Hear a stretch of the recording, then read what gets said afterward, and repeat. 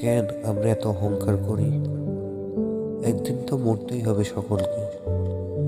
সেখানে তো থাকবে না বড় বড় দালান কোঠা, দামি দামি গাড়ি। সবাইকেই যেতে হবে সেই অন্ধকার মাটির কবরে। হয় গরিব না হয় বড় লোক, সবাইকেই ওই ঘরে যাইতে হবে, মাটির অন্ধকার ঘর।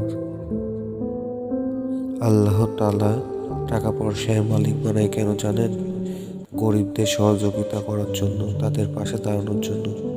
কিন্তু আমরা ভুলেই গেছি, আমরা টাকার মোহই পড়ে গেছি, টাকায় নেশায় পড়ে গেছে।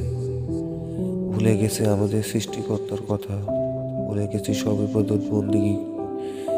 আমরা এতই টাকার নেশায় পাগল হয়ে গেছি যে মানুষকে মানুষ মনে করি না।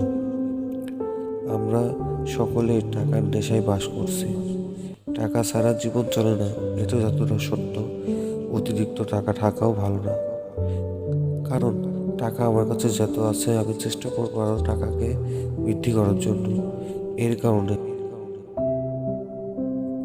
আমরা গরিবদের প্রতি অত্যাচার করছি, নিজের রক্তের সম্পর্ককে ভুলে যাচ্ছি টাকার কারণে। রক্তের সম্পর্কর সঙ্গে ভাই হোক, বোন হোক, সবার সঙ্গে অন্যায় অত্যাচার করছে এই টাকার লোভে। আবার প্রয়োজন হলে কাউকে মেরেই ফেলছে। আমাদের টাকার কাছে কোনো মানুষের জীবনের দাম দিচ্ছে না। বেরোইতে হবে, মনে রাখতে হবে আমাদেরও একদিন মহান আল্লাহ তাআলার কাছে এই হিসাবটা দিতে হবে। আমরা মহান আল্লাহ তাআলার কাছে শপথ নিয়ে আসছি, কেন আমরা ভুলে যাই সেই কথাগুলো? আসুন অন্ধকার জীবন থেকে বেরিয়ে আসি, সত্যের পথে থাকি, সবাই মিলে সবার সঙ্গে দুঃখ হাসি কষ্ট ভাগাভাগি করে নিই,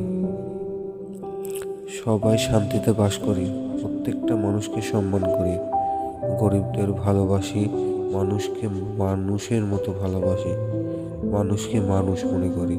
ধন্যবাদ সকলকে।